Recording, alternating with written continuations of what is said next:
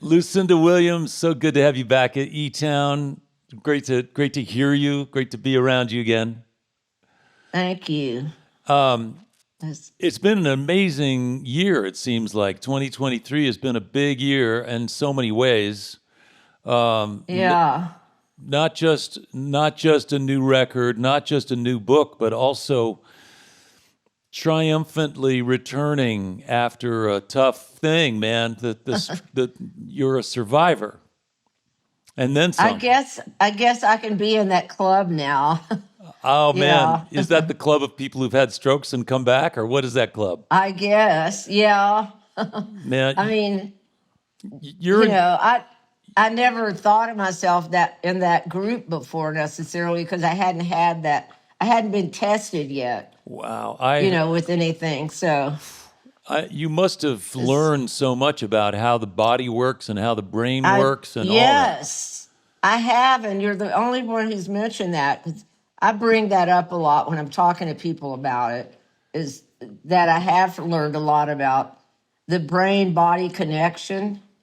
Yeah, It's quite remarkable, really. it's an incredible miracle that we can get through any moment of any Right? day. It's like I know. all this stuff has to happen in concert It with all each other. has to, Yeah. yes, exactly. And so if something goes awry with your brain, Yeah, like having a stroke, yeah. All bets are off. it's like short circuiting. Amazing. It's like a machine with all these wires that, get unplugged or something. Yeah, God, I can only imagine. But it's funny because we imagine that we have our act together. We imagine that Right. we're on a path and we've got a little element of control and Yes. we're moving in a particular direction. And then something like that happens Yeah. to remind us that That surprise. it ain't what you Right. thought it was going to be. It's, Right. Yeah. I know. Like, especially when it just seems like a regular, normal day. Wow. And all of a sudden it's something like that, and I didn't feel anything really. It's not like if you fall down and bang your head real hard. Wow. I didn't know anything was wrong necessarily, other than I felt really tired, Wow. like I wanted to lay down, That's kind of terrifying because it could happen to anybody at any time, at any age. I know. Yeah, it pretty makes much can. Well, listen, that as I say is terrifying. Just to imagine. But I don't want everybody listening to get all freaked out and scared. Like, just the thing to do is just keep going for your medical checkups and, Yeah, let them, if they want to do it, if they might see something that's a little hint or something and they want to do an MRI, don't get all freaked out. yeah. Was there some hint? Doesn't mean, Was there some well, hint or something the doctor could have noticed beforehand that would have alerted you or tipped you off? no, I'm No. sorry, but So it is totally random, and it after could I said happen. it's pretty random. I mean, Well, listen, I want to talk Yeah. about the things you've created in the midst of and in the wake of that, because you wrote a really good book. And I just want to say that as somebody who's been a fan for so long, Thank you. we've all enjoyed how personal you've been as a songwriter. You gave us some insight and you let us in to these relationships that we could only imagine at or guess at. In fact, I'm sure I'm not the only one who always played the game like, I wonder who this song's about. I wonder if that one is that Blaze Foley? Is that who's the character in this one? But Yeah. in your book, you got to dive deep and you got to tell Yeah. some real backstory. Yeah, I wanted to be able to talk about who the songs were about without hurting the feelings of the Yeah. subject or the character in the song, Yeah. I should mention that the book is So- called Don't Tell Anybody the Secrets I Told You. And it's so interesting to think about, we are all, aside from being precariously walking through life, knowing that our bodies could short circuit at any moment, we are all the products of our families, our upbringing and our Yes, background. Yes. Yeah. And yours was a particularly interesting family background story. And I loved hearing especially about your relationship with your dad because of his. I mean, for example, I had no idea that you had such respect for his facility with language that Yeah. you would send him songs and ask for his critique. And Right. that's a pretty rare connection to have with your parent. Yeah. Yeah. I looked up to him a lot. And we had this we developed this bond from when I was very young. He was the parent among the two parents. He was the Right. one who I bonded with more as a young child. Yeah. And I think, your book reveals also that your mother had some mental health issues and was not, so your dad was perhaps a little more solid. Yes. But Yeah. he also, I mean, let it be said that he was in a circle of some very creative writers and creative Yeah. people who I thought musicians and rock and rollers partied hard, but those guys were Oh pretty, yeah. they were pretty wild. Yeah. Yeah, they were.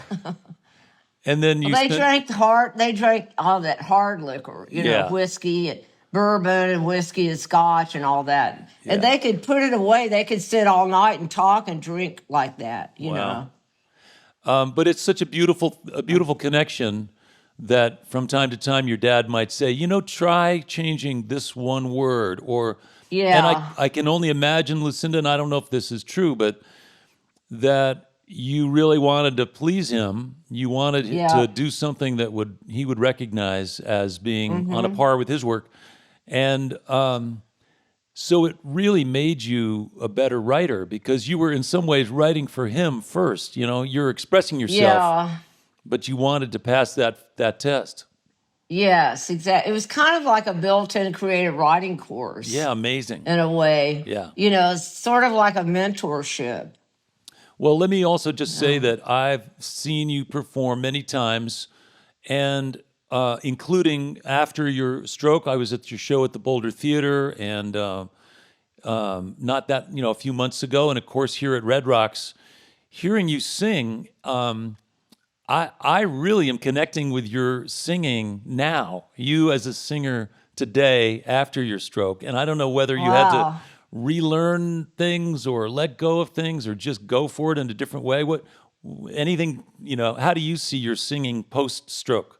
Well, a lot of people have mentioned that they think I'm singing better now than I did before my stroke.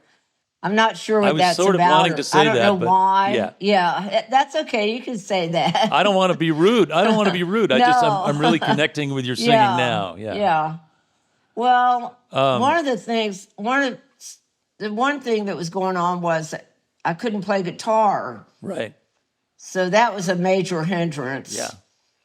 Because I've got my band, but the way it usually works with them is they follow me on guitar because I have a certain special way that I play. Yeah. And nobody else plays. It's hard to find another acoustic guitar player to fill in for me and do the exact thing that I would do. Yeah. Especially when we're recording, it's really a challenge because of that. Well, it's funny because I got your very first record that was you playing, sometimes 12-string guitar and, Yeah. playing the old, traditional blues styles and other things like that. Mm-hmm. Very great guitar playing. I mean, you're a strong guitar player. And Yeah, my right hand is good. yeah, Was always strong. Yeah. And then when I had my stroke, though, my left hand, the chord making hand, yeah. that's what went. So now I'm struggling with that. Well, you have an amazing band. Everybody knows Buick 6 is a rock and roll machine. Those guys Yeah. are great. And they've got my back.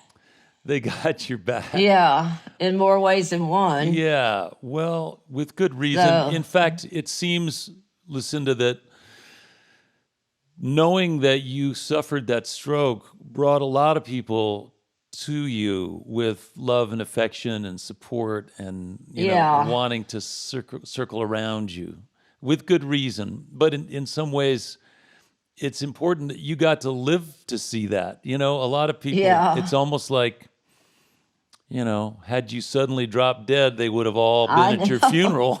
But then you get to hang out with them too. Yeah. That's morbid. I'm sorry.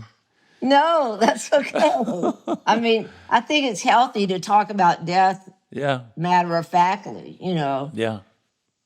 Yeah. I mean, see, that's kind of the not funny thing, but sort of unusual thing in that when I had my stroke, I didn't realize that people can have strokes and die, Yeah. and people were talking to me like, wow, you're still alive, you didn't die. And I couldn't figure out why they were, looking at it like that until I started, learning more about strokes and realizing that, wow, okay, I see. Because I didn't even know what a stroke was before I had one.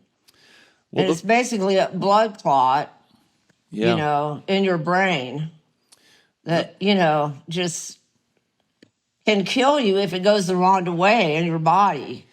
Every So every it's, spiritual path, every religion, and every spiritual path is really aiming in a similar direction, which is to try to design a pathway for us to be appreciative in the moment and to be present. yeah, And when we get we've out, all been trying to do it for yeah, however long. and Yeah, old nature came and made you appreciative of every moment you have right there. So I take that as a lesson from me too. yeah, I do. I take it as a Yeah, lesson, a test, and a lesson. Well, let's talk a little bit about Red Rocks. You've been there a lot. You've played there a bunch. It's an amazing space, just because Yeah, it's inverted with all the rock walls and the seats coming down to sort of yeah, all that energy flowing down to the stage. I know. I think it's an incredibly spiritual spot. Yeah, it probably has Right been for there. thousands of years too. Yeah. Right. Yeah. And I see you. We could sit and talk about a lot of things for a long time. I Yeah. can see that. Well, maybe I we can will. hear that and see. Yeah. Maybe we can sometime. What I was surprised to learn when I was talking with, the Big Thief crew. I was talking to Buck Meek, and he was telling me about how he grew up hanging out with Slim Ritchie and learning how to play swing and jazz from Slim Ritchie out at Camp Peckerwood and going to, being in West Texas. And I hadn't imagined that. I thought of those guys as being like Brooklyn hipsters or something, but Yeah. he's got that whole deep Texas thing too. Yeah. Their music show, when you sit around and just see them play acoustically, Yeah. you can really see that. They've got this thing where they play just behind the beat a little bit, Right. and it's really wonderful. That's more of a New Orleans feel almost for somebody like you who Yeah. spent a lot of time there. But it was an interesting combination to have Big Thief and you on the bill Yeah. at Red Rocks. It was cool. I thought it was a really nice pairing. Yeah. And they must love you. They do. I mean, I think they like my music and everything, but we connected just on a personal level. Yeah.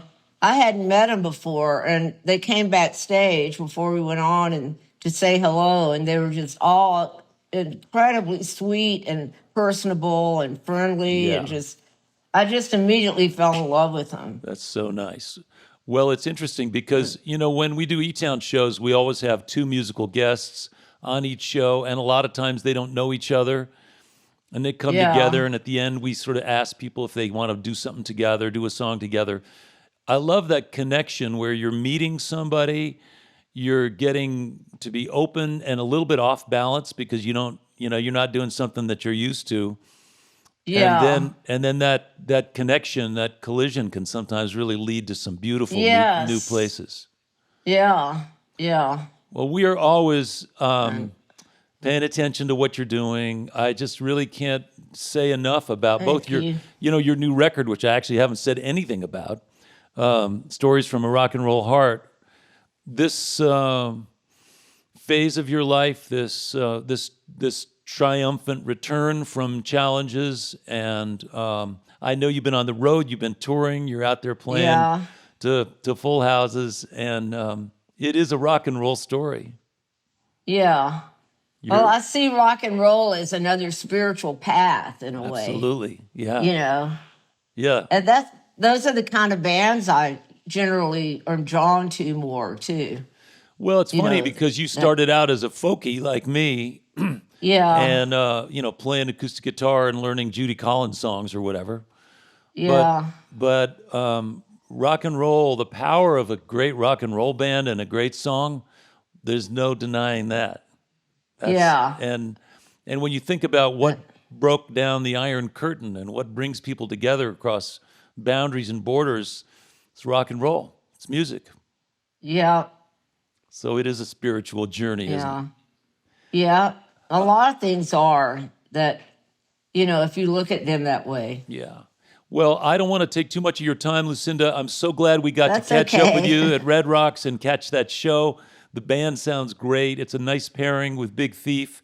Thank you. I know you're going to keep making stuff and doing stuff. We're all pulling for your recovery because I know from my experience and with other friends that getting healed after a stroke is an ongoing Oh, yeah. daily process for a while. And the music is such a healer, great Yeah. healer. Yeah. We again are just so happy that you're doing so well and that you're sharing so much Thank you. of your creative energy with all of us. Appreciate it. Well, I appreciate people like you being there and saying all that, and especially when I go on stage and see my audience there, and the fans and everything are just. I mean, it is a spiritual experience.